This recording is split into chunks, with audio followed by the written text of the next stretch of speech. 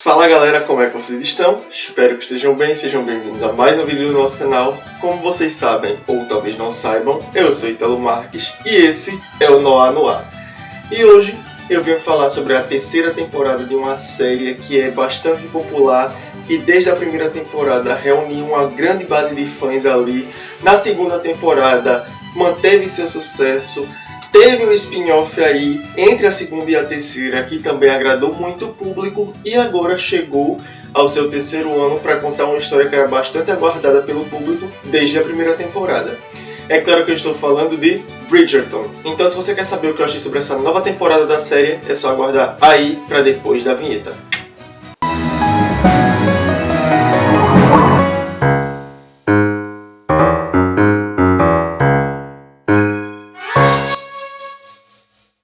Bom, antes da gente começar, vocês sabem que eu tenho que vir aqui e pedir para vocês darem like no vídeo, se inscreverem no canal, ativar o sininho para não perder nenhuma das próximas notificações aqui do Noah, comentar, compartilhar, façam a parte de vocês daí, que a gente faz a parte da gente daqui para entregar conteúdo para vocês. Não vai custar nada para vocês, vai ajudar bastante a gente e desde já a gente agradece demais. Jabá feito, bora pro tema! Pra quem não sabe, a terceira temporada de Bridgerton foi dividida em duas partes. A Netflix tem feito isso com algumas produções dela. E a gente teve os 4 primeiros episódios liberados agora, no dia 16 de maio. E os 4 últimos serão lançados no dia 13 de junho. Então, nesse vídeo eu vou comentar os acontecimentos dessa primeira leva de episódios. E quando os últimos 4 saírem, eu volto e comento eles pra gente fechar as opiniões sobre essa temporada como um todo. Devo avisar que esse vídeo pode ter alguns spoilers, porque eu vou comentar o enredo da temporada, então pode escapar uma informação aqui e ali. Então se você ainda não assistiu a esses episódios, eu recomendo que você assista e depois você volta aqui pra gente conversar um pouquinho sobre a série.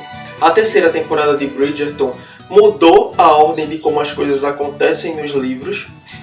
Pela ordem certa das publicações era para essa temporada ser focada em Benedict, mas eles decidiram antecipar a história de Penélope e Colin para a terceira temporada, já que era um casal que estava ali se articulando desde a primeira temporada e aí precisariam consolidar a história deles aqui. Então eles decidiram trazer essa história para um pouco antes do que era esperado. Mas isso agradou muito o público, porque Penélope e Colin são dois personagens que são populares desde a primeira temporada e o público queria muito essa história sendo contada o quanto antes.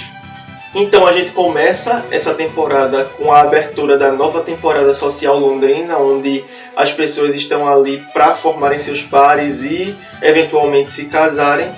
E Penélope está ali em sua terceira temporada prospectando casamentos na esperança de encontrar um marido agora mais do que nunca. Ela está decidida de que ela vai se casar porque ela precisa sair da casa dela, ela não aguenta mais viver do jeito que ela está vivendo, então ela está ali determinada a se casar mais do que nunca, mais do que nas 2 temporadas anteriores. Ela não está muito bem com Colin. Ela ouviu ele falando coisas desagradáveis sobre ela no final da segunda temporada, então ela está magoada com ele. E ela decidiu que ela não vai mais correr atrás dele, porque a gente sabe que ela era apaixonada por ele lá desde o início da série. Ela tinha esse sentimento por ele e sabia que não era correspondida e achou que nunca seria, e agora, depois que ela ouviu ele falando as coisas que ele falou, de que nunca cortejaria ela e que ela era amiga dele, e ela meio que desiludiu dele e decidiu procurar um marido. E a gente vê ela tentando fazer isso, mas ela não tem um bom traquejo social, ela não consegue conversar com as pessoas, que é um excelente contraponto para o que ela faz quando ela está ali sob a alcunha de Lady Whistledown. Quando ela escreve sobre a sociedade, ela faz isso com muita habilidade, ela tem muito a dizer, mas quando é a Penélope ali diante das pessoas, ela não consegue desenvolver uma conversa, ela se enrola, tropeça nas palavras. Então, ela tem esse problema, o que dificulta a procura dela por um marido. Mas Colin volta para Londres para a temporada social e quando ele vai falar com Penélope, ela é arredia com ele. Ele não entende porquê, mas aí ela explica que ela ouviu ele falando sobre ela. Ele se desculpa por isso e promete ajudar ela a encontrar um marido, a conseguir um marido, a desenvolver o charme necessário para encantar os cavalheiros e aí ela conseguir um bom casamento para ela. Então, nós temos eles dois se aproximando a partir daí. Até que a gente vê que Penélope começa assim a despertar o interesse do Lord Devlin, que é um lord bastante rico, que tem uns gostos peculiares, que é tido como uma pessoa estranha ali na sociedade, o que faz com que Penélope se identifique com ele, porque ela geralmente fica no canto do baile sem conversar com ninguém, praticamente invisível, ninguém liga para a presença dela, e quando liga é para fazer piada com ela, é para caçoar alguma coisa dela. E a gente vê ela tentando quebrar essa imagem de garota frágil, de garota esquisita que fica ali no canto. A gente vê ela mudar o guarda-roupa, mudar o jeito que ela usa o cabelo dela. Então ela realmente está determinada a conseguir um marido, e o Lord Devlin parece ser a pessoa perfeita para isso. Mas, como a maioria dos homens só dá valor ao que tem depois que perde, a aproximação entre Penélope e o Lord Devlin começa a incomodar Colin, que aí começa a perceber que ele tem sentimentos por ela também, e isso começa a ficar mais evidente a partir do ciúme que ele sente dela. O fato de Penélope e Colin serem dois personagens que já estavam na série desde o início facilitou o andamento da história deles, de maneira que não precisaram introduzir muitas coisas feitas que precisaram fazer na primeira e na segunda temporada.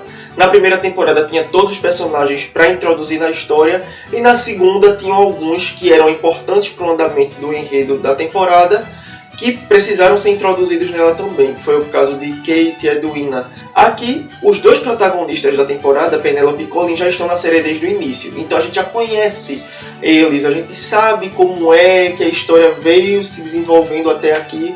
Então a gente tem um casal que não é tão slow burn quanto os outros normalmente são. Nós temos eles se reencontrando no início da temporada, se reaproximando. No final do segundo episódio a gente já tem o primeiro beijo do casal, o que é algo extremamente diferente do que a gente viu nas outras temporadas. As coisas realmente demoravam a acontecer.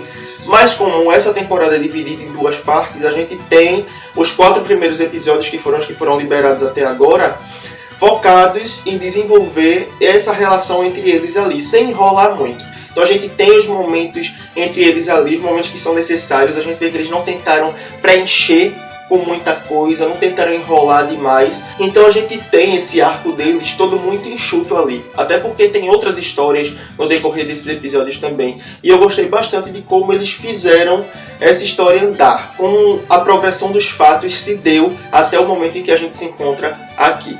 Nicola e Luke têm uma química muito boa, isso já era evidente das outras temporadas, mas agora melhorou ainda mais.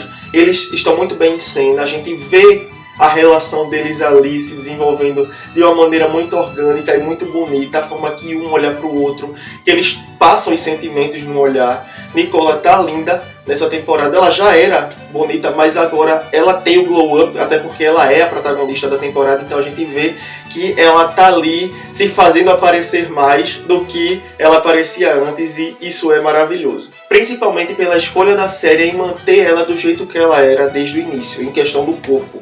Porque no livro a gente vê que quando chega o momento de Penélope ser a protagonista da história, falam que ela emagreceu, que o corpo dela reformou, que ela agora se tornou mais desejável. Mas na série não, ela continua sendo gorda, fora dos padrões impostos pela sociedade. Isso é ótimo e ela é linda assim. Então a gente tem esse ponto positivo em relação à série acima dos livros.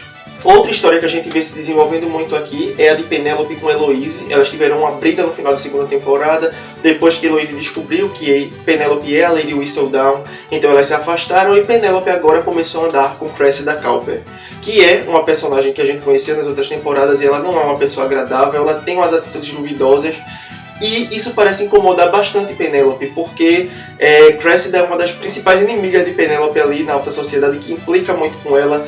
Nessa primeira leva de episódios a gente vê Cressida tentando prejudicar Penélope num baile, ela pisa lá para rasgar o vestido de Penélope em um momento, e então a gente vê que é uma amizade que incomoda bastante Pen, e ela e Eloise ainda não conseguem se entender. Elas têm alguns momentos, algumas conversas, a gente vê que existe um cuidado muito grande de uma com a outra ali, mas elas ainda não encontraram uma maneira de fazer as pazes.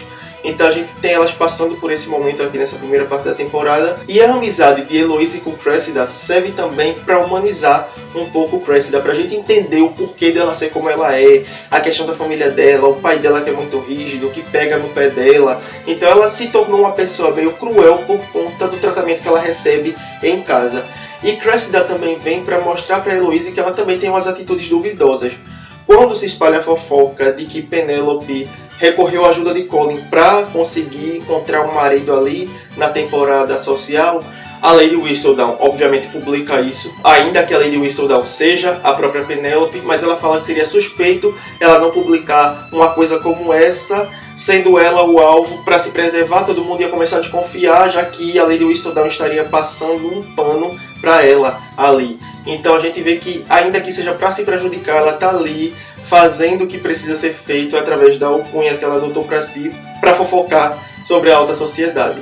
Então a gente vê que Heloise tenta culpar Cressida por isso, porque ela acha que foi Cressida que espalhou a fofoca, mas depois Cressida fala que quem foi descuidada quando falou sobre isso foi a própria Heloise, e ela fala que antes de criticar os outros ela deveria olhar para si mesma no espelho. Então ela dá uma puxada de orelha ali em Heloise, que era bastante necessária, porque ela se acha muito acima de tudo e de todos ali, uma régua moral, quando ela na verdade não é, porque Heloise também erra muito, principalmente no temperamento dela, que às vezes ela é bastante presunçosa e egocêntrica.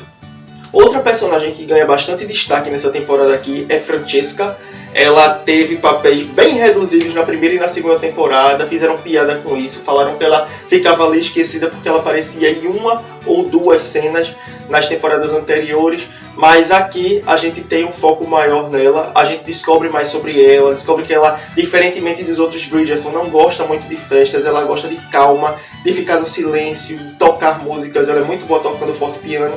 Então a gente vê mais dessa personagem aqui, ela tá debutando na temporada também para conseguir um marido, e acaba que ela chama a atenção da rainha, que elege ela o diamante da temporada, e a própria rainha escolhe um pretendente para apresentar ela, que é o Lord Samadani, e ele chega lá, eles conversam bastante, ele tenta cortejar ela, mas por outro lado, Francesca começa também a desenvolver uma relação de amizade e, posteriormente, um sentimento que começa a se desenvolver nesses 4 primeiros episódios da temporada com o Conde Kilmartin, que é alguém que é exatamente igual a ela na questão da apreciação da calmaria e do silêncio. Eles ficam perfeitamente confortáveis, calados um do lado do outro, eles até falam que é a forma de comunicação deles, ele também gosta muito de música, então eles têm bastante em comum, e a gente vê a faísca surgir ali entre Francesca e ele a partir desses pontos em comum que eles têm, formando aí possivelmente o casal da temporada londrina ali. O diamante finalmente encontrou ali o seu par, mas a gente só vê o ensaio disso, a gente ainda não viu a consolidação, porque provavelmente vai ficar para a segunda metade da temporada. Nós também temos um envolvimento ali de Benedict com a Lady Tilly Arnold, que é uma mulher que ele conhece em um dos eventos ali da temporada social, e a gente vê que ela é uma mulher disruptiva, ela se interessa por assuntos que geralmente os homens se interessam mais, então ela faz bem o estilo que agrada a Benedict. A gente sabe que ele é um homem que gosta muito de artistas, de coisas à frente do seu tempo, então a Lady Arnold desperta esse interesse deles e eles têm envolvimento ali, mas não parece algo muito profundo, pelo menos por agora. Eles têm um envolvimento mais carnal. Então, não sei para onde isso vai levar, mas a gente tem esse momento aqui de destaque de Benedict também, mostrando o que ele anda fazendo ali no decorrer da temporada social, dando ali um highlight para ele também. E ele também serve como alívio cômico em vários momentos, porque ele é o Bridgerton que é mais engraçado ali, que fica fazendo piada com tudo, que tem reações cômicas à maioria das coisas, que fica tentando escapar das mães, das garotas ali que estão procurando marido para as filhas. Então a gente tem muito disso aqui também. Já Violet, a matriarca dos Bridgerton, desde a minissérie focada na Rainha Charlotte, já tinha mostrado ali que seus desejos estavam reacendendo, que ela estava começando a considerar a possibilidade de se envolver com alguém novamente, depois de ter perdido o marido dela, depois de muitos anos que ela passou como viúva. Ela está sentindo que ela está pronta para viver o amor novamente. E aqui, nessa temporada, ela conhece Marcus Anderson, que é o irmão da Lady Danbury, e ele demonstra um interesse nela, mas tem algo muito estranho ali na relação dele com a Lady Danbury. Ela não se dá muito bem com ele, ela insinua que ele é um mulherengo, que ele gosta de farra, então ainda não sabemos a que ponto isso pode ser nocivo para a relação dele com Violet, se ele vai mudar o jeito de ser dele. Então vai ser mais uma coisa que vai ficar para ser resolvida na segunda metade da temporada, mas eu gostei muito de terem trazido esse assunto para a série, E eu gosto de como eles têm abordado a personagem da Lady Bridgerton de uma maneira diferente, mostrar que ela também tem ali seus desejos, que ela não tem que se prender à idade e achar que por conta disso ela não tem que viver um amor. Eu achei ótimo terem trazido isso pra cá, de verdade. Eu já tinha gostado da minissérie da Rainha Charlotte de terem discutido esse assunto, mas eu gostei ainda mais de terem dado continuidade nessa terceira temporada. E nós também temos Portia, Prudence e Philippa, que são a mãe e as irmãs de Penélope, passando por um momento de crise ali da família Featherington, como sempre. Agora, pelas regras da alta sociedade, elas precisam de um herdeiro homem para herdar o título de nobreza da família, caso contrário, elas vão perder isso. E agora a família não tem mais homem nenhum, a não ser os maridos de Philippa e de Prudence, mas que não podem herdar o título. Eles precisam providenciar um herdeiro homem para herdar o título da família. E essa é a grande demanda delas nessa primeira parte da temporada. Prudence e Philippa estão tentando engravidar, mas é meio difícil. Portia fica ali tentando ensinar elas o que precisa ser feito para que um bebê seja gerado ali, que eles engravidem. E as meninas não têm muito interesse. Uma delas já fez sexo, mas não gostou de como é. A outra nem sabia como se fazia. Ela fala que nos momentos íntimos ela apenas beija o marido dela, ele faz um barulho estranho e depois vai trocar as cirolas. Então ela nem sabia que precisava existir penetração, que o homem precisava se inserir na mulher, que essas são as palavras que eles usam. Então a gente tem elas como um alívio cômico nesses episódios. Eu gostei bastante disso, porque eu acho que as tramas que eles davam pra elas nas temporadas anteriores eram muito sérias, e eu não me agradava da maioria delas, porque eu achava que ficava muito fora do eixo da temporada, ficava ali uma coisa destacada que não funcionava muito bem. Então era algo que me incomodava, eu não gostava muito dos núcleos que eles davam para essas personagens, mas aqui eles conseguiram fazer com que isso funcionasse de uma maneira muito orgânica, e eu fiquei muito feliz porque são personagens que eu via potencial, mas que eu não via sendo aproveitadas. Mas como Penélope é a protagonista da terceira temporada, eu gostei muito deles terem trazido as personagens da família dela para o centro ali da narrativa também, com uma história que consegue funcionar junto com as outras subtramas ali, que está bem costurada no eixo central da temporada. Eu fiquei bastante feliz de terem conseguido fazer isso dessa vez com essas personagens aqui. Então foi uma melhora significativa em relação à primeira e à segunda temporada, com toda certeza. Mas tiveram outras coisas que me incomodaram nesses 4 primeiros episódios da temporada também. A primeira delas foi Anthony e Kate. A gente teve poucos momentos deles depois de se casarem na segunda temporada, e eu achei que a gente ia ter mais disso nessa temporada aqui, mas a gente tem eles aparecendo apenas no primeiro episódio da temporada e depois eles somem. Eles não aparecem mais. A gente tem momentos deles ali tendo conversas, querendo ter um herdeiro ali, engravidarem. E tem momentos românticos deles, mas são momentos pontuais ali apenas no primeiro episódio. Aí a gente vê que Kate tem que assumir a responsabilidade de ser a Viscondessa Bridgerton, agora que ela está casada com o Visconde. Mas a gente vê que ela ainda não se sente pronta para isso, e ela sugere a Anthony que eles deixem a Lady Bridgerton cuidando disso por enquanto eles vão prolongar a lua de mel deles. E a partir daí eles desaparecem. Eu não consigo entender qual é o problema que a série tem em desenvolver os casais depois que a história deles se encerra, que a temporada deles se encerra. É como se não existisse vida após o casamento. Eu gostaria de ter visto mais sobre Anthony e Kate convivendo um com o outro, aprendendo a lidar, até porque a gente sabe que os dois são pessoas com gênios fortes, então seria interessante ver mais dessa relação, ainda que em tempo de tela reduzido, porque agora é o momento de Penélope e Colin terem a sua vez, mas dava para desenvolver melhor, dava para ter pego uns minutos aqui e ali e ter trazido mais desses personagens aqui, porque eu tenho certeza que o público não ia se queixar de ter essas cenas na série também. E para elencar uma subtrama que poderia ter sido cortada fora dessa temporada para ceder os minutos de tempo de tela para Anthony e Kate, nós temos a outra coisa que me incomodou nesses 4 primeiros episódios, que é a trama da família Mondred. A gente conhece os personagens desde a primeira temporada, eles eram amigos ali do Duque de Hastings, né, de Simon, mas eles sempre foram personagens que ficavam ali destacados da sociedade, tanto faz como tanto fez.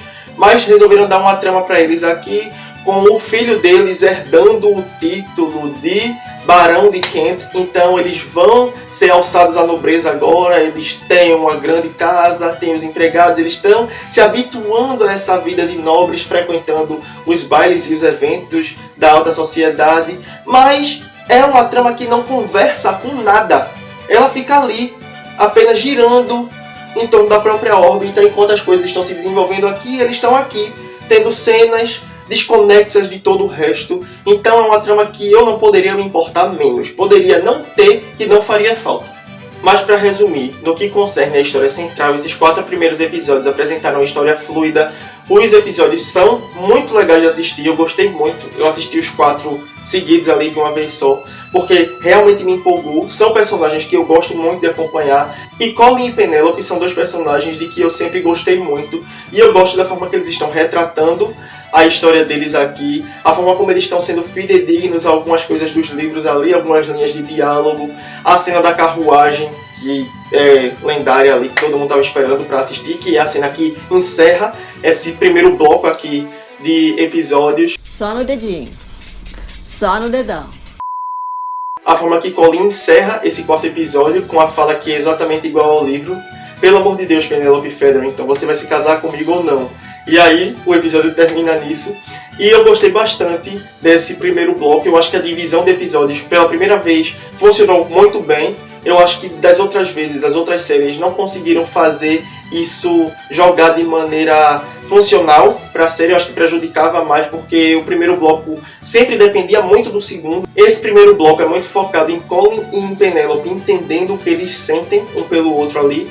E o segundo bloco, eu acredito que vai girar mais em torno de Penelope ser a Lady Whistledown. Acredito eu que Colin vá descobrir isso, até porque ela se casar com ele sem ele saber disso seria muito ruim, ela estaria sendo desonesta com ele. Então eu acho que ele vai descobrir isso e o segundo bloco da temporada vai girar em torno disso aqui, da questão de que vão querer descobrir quem é a Lady Whistledown. No livro isso acontece. A Lady Danbury cria ali um tipo de jogo, uma competição para as pessoas tentarem desmascarar a Lady Whistledown. Então eu acho que a gente vai ter isso nos 4 últimos episódios da temporada também, mas são apenas teorias, a gente só vai saber quando os episódios saírem no dia 13 de junho. A trilha sonora da série, como sempre, me agradou. Eles escolheram boas canções ali, fizeram versões clássicas com essas canções. Eu gosto muito de como o Bridgerton faz isso. E também a direção de arte da série, como sempre, é excelente. Os figurinos, os cenários, a fotografia, tudo é muito bem feito. Eu não tenho nada a falar sobre isso. Ou seja, eu gostei muito desse primeiro bloco da temporada, e quando os outros 4 episódios saírem eu vou voltar aqui e vou comentar com vocês também o que eu achei sobre a conclusão dessa temporada focada em Colin e Penelope, mas estou bastante otimista. Então é isso, galera, essas foram minhas opiniões sobre a parte 1 da 3ª temporada de Bridgerton. Eu espero que vocês tenham gostado. Se vocês gostaram, não esqueçam de dar like no vídeo, se inscrever no canal, ativar o sininho para não perder nenhuma das próximas notificações aqui do Noir, comentar, compartilhar. Manda esse vídeo aí pra galera que curte os temas que a gente traz aqui, os debates que a gente levanta, mas que ainda não sabe que a gente existe. Chama essa pessoa pra fazer parte do grupo também. Não pede pra ela se inscrever não, deixa ela vir, ter a própria experiência e aí ela decide se inscreve ou não. Não vai custar nada pra vocês, vai ajudar bastante a gente e desde já a gente agradece demais. Se você é novato, vai ter mais vídeos linkados aqui no card pra você conhecer mais sobre o nosso trabalho aqui no Noir. Se você é veterano, eu te agradeço por ter visto esse vídeo até aqui. Eu aguardo todos vocês na próxima, sendo novatos ou veteranos. E até lá, tchau!